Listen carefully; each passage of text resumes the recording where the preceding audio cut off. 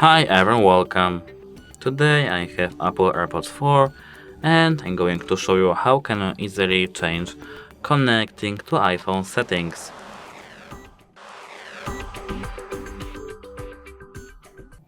So at first we have to scroll down to the control panel, then we have to hold our finger on Bluetooth. Now we have to click Bluetooth settings.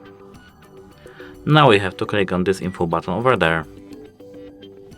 Now as you can see, connected this iPhone automatically. We have to click on it, and now we can change from automatically to when connected to iPhone. Choose how AirPods connect to this iPhone. AirPods can always automatically connect to this iPhone or only connect if this iPhone was the last device you used them with. That's it, hope it helps you. Goodbye.